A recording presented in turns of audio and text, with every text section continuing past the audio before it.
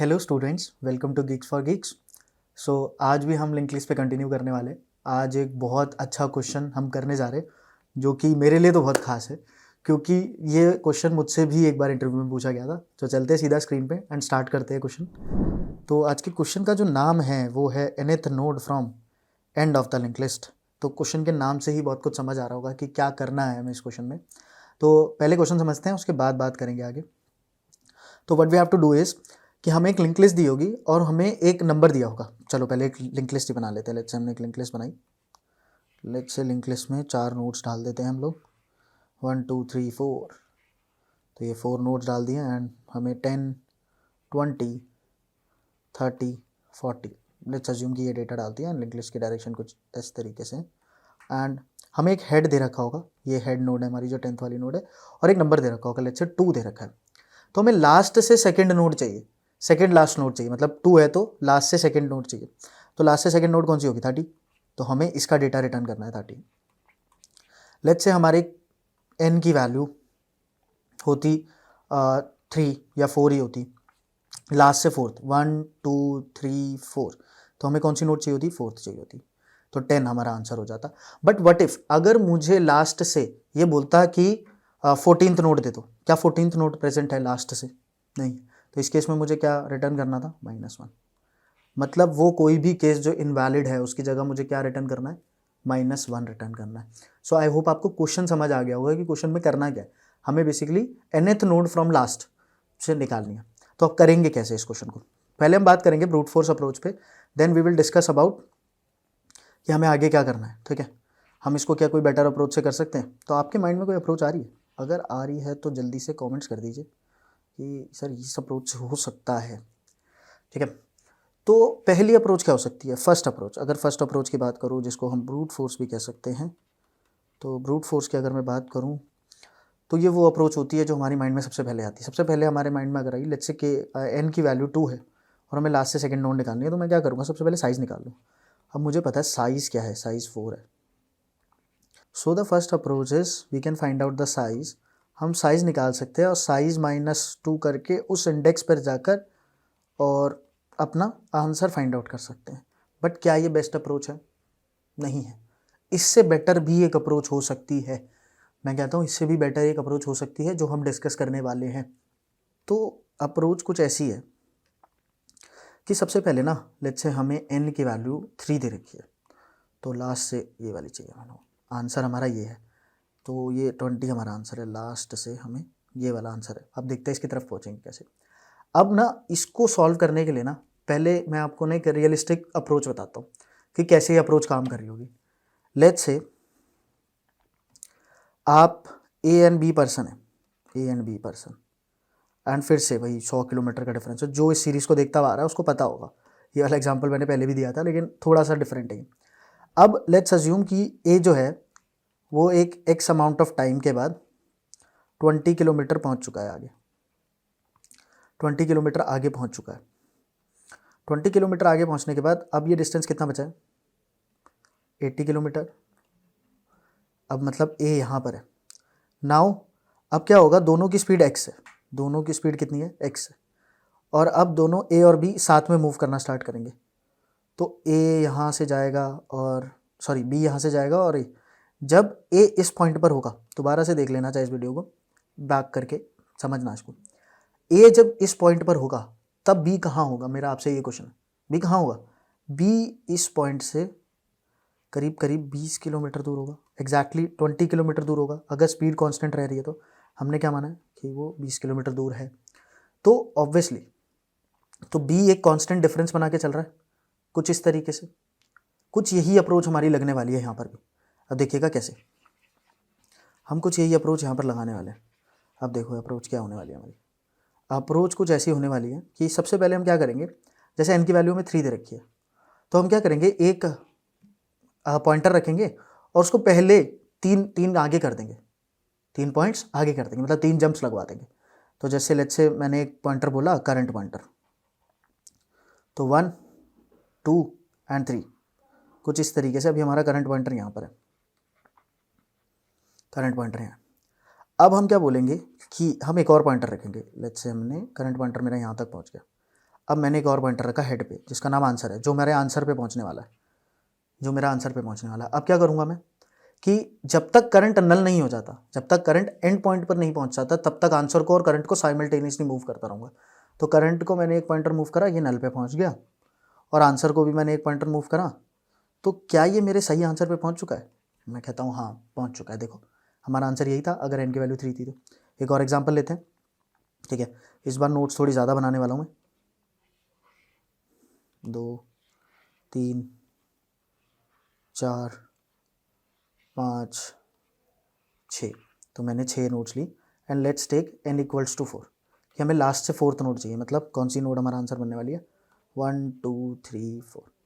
तो ये हमारा आंसर होने वाला है। देखते हैं हम इससे पहुंच पाएंगे कि इस अप्रोच से। तो सबसे पहले हमें क्या करना था, एक करंट पॉइंटर लेना था और उसको 4 जंप पहले लगवा देनी थी, 1 2 3 एंड 4। तो कुछ इस तरीके से करंट यहाँ पर पहुँच जाएगा। पहले ही हम उसको 4 पॉइंटर्स आगे कर देंगे, तो करंट मेरा यहाँ तक पहुँच गया।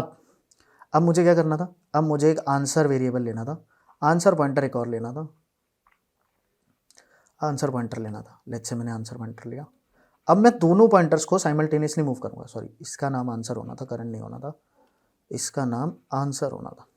अब मैं दोनों को पॉइंटर्स मूव करूंगा। पहले करंट यहाँ आया तो आंसर कहाँ पहुँचा, यहाँ पे। फिर हमने करंट को फिर से नल पे पहुँचा दिया। करंट जब नल पर होगा, क्या आंसर अपनी सही पोजीशन पर है? तो मैं कहता हूँ हाँ। तो ये अप्रोच तो बिल्कुल सही वर्क कर रही है, ये अप्रोच बिल्कुल सही वर्क कर रही है। बट हमने जो पहले डिस्कस करा था, क्या ये अप्रोच हर उसके लिए वर्क करेगी? देखते। तो थोड़ा सा मुझे रब करना पड़ेगा ये पुरानी चीज़ें। अब बात करते हैं कि हर बार सही वर्क करेगा कि नहीं। अब लेट्स से किसी ने n की वैल्यू बहुत ज़्यादा बड़ी दे दी। लेट्स से n की वैल्यू इन्होंने दे दी हमें, इसमें कितनी नोट्स है, 6 नोट्स हैं, एंड 8 दे दी उसने हमें, 8 नोट्स दे दी। अब 8 जंप करवाते हैं पहले करंट को, 1 2 3 4 5 एंड 6। ये तो बस 6 ही जंप कर पाएगा, ये तो बस 6 ही जंप कर पाया। अब आगे अगर हमने इसको भेजने की कोशिश करी तो ये एरर देगा। तो हमें एक तो ये वाला केस हैंडल करना है कि ये एरर ना दे। सबसे पहली बात तो हमें किसको हैंडल करना है कि ये एरर ना दे, हमें इस चीज़ को भी हैंडल करना है। तो हाँ, ये वाली चीज़ हैंडल करनी है। और इसके बाद अगर हमने यहाँ से करंट को आगे बढ़ाने की कोशिश करी तो एरर देगा, तो इस चीज़ को तो हैंडल करना पड़ेगा। तो अब इस चीज़ को हैंडल कैसे करेंगे, देखना। मैं बोलता हूँ कि अगर हमारा करंट नल पर पहुँच जाता है और n जंप्स पूरी नहीं हो पाती, n ग्रेटर देन अभी भी 0 है, एंड तो इसका मतलब ये एक इनवैलिड केस है, ये एक इनवैलिड केस है। और हमारा क्वेश्चन बोलता है कि इनवैलिड केस पे आपको -1 रिटर्न करना है। तो अभी शायद थोड़ा कम समझ आ रहा होगा, बट जब मैं इसको कोड लिखूंगा तो और अच्छे से समझ आएगा, और जब ड्राई रन करूंगा तो एकदम क्लैरिटी आ जाएगी अच्छे से। तो चलो दिखाता हूँ आपको, थोड़ा सा लिख के देखते हैं कोड। सबसे पहले तो हमें वही वाला, हमें सबसे पहले अपना एज केस लगा देना चाहिए। पहला कौन सा एज केस, चलो गैस करो कौन सा एज केस लिख रहा हूँ मैं। हेड इक्वल्स टू नल, तो रिटर्न -1। ऑब्वियसली अगर लिंक लिस्ट ही एम्प्टी है तो कोई मतलब है मेरा एन से कोई भी मतलब है मुझे कि एन क्या कर रहा होगा? कोई मतलब नहीं है। इसका मतलब मुझे -1 रिटर्न कर देना चाहिए यहाँ से, तो मैं वहाँ से -1 रिटर्न कर दूंगा। अब बात आती है कि मुझे करंट पॉइंटर को आगे बढ़ाना है, कहाँ तक, उसको कितनी जंप्स लगवानी है, जितना मेरा एन की वैल्यू है। तो देखो किस तरीके से लगवाएंगे। अब यहाँ पर हमें ध्यान रखना, सबसे पहले तो मैं एक नोड करंट बनाऊंगा, करंट इक्वल्स टू हेड। मैंने सबसे पहले एक हेड पॉइंटर पे करंट नोड रख दिया। उसके बाद मैंने बोला हमें लूप चलाना है, जंप्स लगवानी है, तो एक ही काम को बार बार करना है, तो हमें ऑब्वियसली लूप चलाने। तो लूप चलाने के लिए क्या करना पड़ेगा, मैंने बोला while current not equals to null, current कहीं नल पे ना पहुंच जाए, and n is greater than 0, n भी 0 से बड़ा होना चाहिए। या तो कब रुकना है, या तो करंट नल पे पहुंच जाए, या फिर एन 0 से कम हो जाए, है ना। दोनों ही केसेस में लेट्स से 5 वैल्यू थी, 5 नोट्स थे, तो हमें क्या 3 जंप लगानी थी, 1 2 3, तो 3 जंप लगाने के बाद रुक जाना। या फिर हमें 5 नोट्स थी और 10 जंप लगाने के लिए कह रहा है, तो पॉसिबल नहीं है, तो दोनों ही केसेस में रुक जाना। इस वजह से मैंने यहाँ पर एंड ऑपरेटर का यूज़ करा। अब मैं क्या बोलूँगा, current equals to current dot next, ठीक है, एंड एन माइनस, हर जंप लगाने के बाद एक माइनस करना है, ठीक है। तो ये वाली चीज़ भी बहुत अच्छे से समझ आ रही है। बट अब वो वाला केस हो सकता है कि हमारे पास एक इनवैलिड केस आ जाए। अब हमें पता कैसे लगेगा कि करंट की वजह से हुआ है या फिर एन की वजह से हुआ है? तो देखो इसको पता कैसे लगाया जाएगा, इसको पता ऐसे लगाया जाएगा, if current equals to null. अगर करंट नल पर है उसके बाद भी अगर n ग्रेटर देन 0 है, इसका मतलब क्या है पता है कि हमारे पास लेट्स अज्यूम कि 5 नोड्स थी। हमारे पास कितनी नोड्स थी? 5। हमारे पास 5 नोड्स थी। देखो मैं बना के दिखाता हूँ छोटा सा डायग्राम। 1 2 3 4 5। हमारे पास सिर्फ 5 नोड थी बट n की वैल्यू उसने 8 दे रखी थी। तो हमने 1 2 3 4 और 5 जंप लगाए, हम नल पे पहुंच गए। बट ये कह रहा है 3 जंप्स और लगाओ। तो 3 जंप्स लगा सकते हैं? नहीं लगा सकते। इसका मतलब ये क्या है? इनवैलिड केस है। मतलब करंट तो नल पे पहुंच चुका है बट n अभी भी ग्रेटर देन 0 है, मतलब n की वैल्यू अभी 3 थी यहाँ पे। तो इसका मतलब क्या है? ये एक इनवैलिड केस है। इनवैलिड केस में मुझे क्या रिटर्न करना था? -1। Let's say very correct. अगर आपने ये चीज़ कर ली थी तो आप सही जा रहे हैं। अगर आपने ये चीज़ पकड़ ली थी तो आप काफ़ी सही जा रहे हैं। ठीक है ना? तो अब हमने इनवैलिड केस तो सारे हैंडल कर लिए। अब इसके बाद बात आती है आंसर नोड की।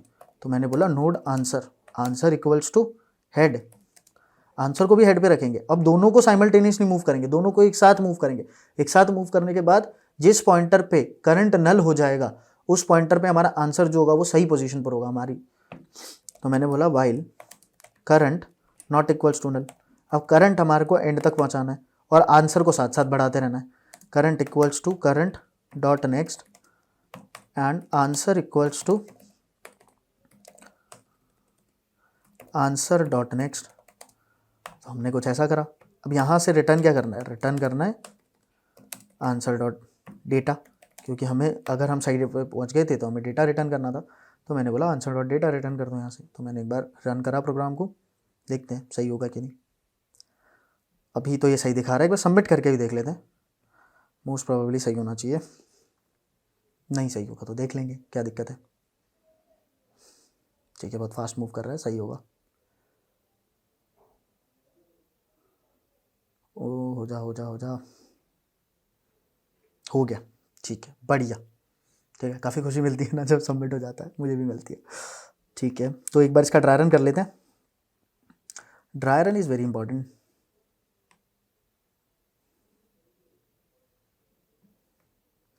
ऐड टू न्यू पेज कर दीजिए। तो इसका ड्राई रन कर लेते हैं। थोड़ा सा ही कोड कट गया है बट ठीक है, चल जाएगा काम। तो 1 2 3 4 5 एंड लेट्स अज्यूम n की वैल्यू, अभी हम एक पॉजिटिव केस लेते हैं जहाँ पर कोई दिक्कत नहीं वाली बात नहीं है। n की वैल्यू 3 लेते हैं अभी के लिए। ठीक है, तो सबसे पहले करंट को हमने करंट नोड बनाया, करंट को हेड पे रखा। चलो पहले आंसर देख लेते क्या आना चाहिए। 1 2 3 लास्ट से थर्ड नोड, तो ये हमारा आंसर होना चाहिए। ठीक है, करंट अभी यहाँ है। देखो करंट जब तक नल ना हो जाए n ग्रेटर देन 0, n की वैल्यू क्या थी? 3 थी। करंट नल पर है? नहीं है। n ग्रेटर देन 0 है? हाँ है। तो current equal to current dot next. Current को नेक्स्ट पे पहुँचा दो करंट के। तो हमने करंट को नेक्स्ट पे पहुँचा दिया। और n माइनस माइनस मतलब n की वैल्यू जो 3 थी अब n की वैल्यू क्या हो गई है? 2 हो गई। ठीक है, यहाँ पर ओरिजिनल वैल्यू हमने लिख रखी है। उसके बाद दोबारा से क्या करना है? करंट क्या नल पे है? नहीं है। क्या n ग्रेटर देन 0 है? हाँ है। तो करंट को करंट के नेक्स्ट पे पहुँचा दो और n माइनस माइनस n की वैल्यू भी क्या कर दो? 1 कर दो। ठीक है, ये दोनों स्टेप्स हमने कर लिए। अब दोबारा से चेक हुआ करंट नल है? नहीं है। n ग्रेटर देन 0 है? हाँ है। तो करंट को फिर दोबारा आगे बढ़ा दो और n माइनस माइनस n की वैल्यू 0 कर दो। तो यहाँ से ये तो बिल्कुल सही हो गया हमारा। ठीक है, ये वाला लूप तो बिल्कुल सही चला गया। अब देखो नीचे एक चेक हो रहा है, सिर्फ चेक है, इफ़ लिखा हुआ है। ये क्या लिखा हुआ है? इफ़ लिखा हुआ है सर। तो इफ़ है करंट नल है? नहीं है, करंट ही नल नहीं है, तो आगे चेक करने की ज़रूरत ही नहीं है। फिर हमने एक आंसर पॉइंटर रखा, तो मैं इसको एक बार रब कर देता हूँ। ठीक है, आई होप आपको ये समझ तो आ ही गया है। तो मैंने एक आंसर पॉइंटर रखा, आंसर को मैंने यहाँ रख दिया है। अब क्या करना है मुझे? वाइल करंट जब तक नल नहीं है तब तक दोनों पॉइंटर्स को एक एक मूव करना है। करंट नल है? नहीं है। तो करंट को आगे बढ़ाया और करंट को अगर आगे बढ़ा दिया तो ऑब्वियसली आंसर को भी आगे बढ़ाना पड़ेगा। आंसर को भी आगे बढ़ा दिया। क्या करंट अभी नल है? नहीं है। तो करंट को फिर दोबारा आगे बढ़ाया मैंने और आंसर को भी आगे बढ़ाना है मुझे, तो आंसर को मैंने बढ़ा दिया आगे। अब करंट नल पर है, क्या आंसर अपनी सही पोजीशन पर है? तो मैं कहता हूँ हाँ मेरा आंसर सही पोजीशन पर है। Hurray, we have got the right answer, मिल गया। ठीक है, अब एक ऐसा केस लेते हैं जहाँ पर हमारा कोड हो सकता था फेल बट हमने उसको बचा लिया है। तो एक इनवैलिड केस भी देख लेते हैं। ठीक है, तो एक इनवैलिड केस भी देख लेते हैं। लेट्स से हमारे पास 3 नोड्स थे, 1 2 3, मज़ा आ गया, ठीक है। तो हमारे पास 3 नोड्स थी, लेट्स से n की वैल्यू किसी ने 6 पास कर दी। फिर हमें कई बार होता है ऐसा, मतलब लोग ना ऐसे परेशान कर देते हैं बेफालतू में इनवैलिड केस देके, बट कोई इशू नहीं है, आप JFG पर आए हो, आप सीख जाओगे सब कुछ।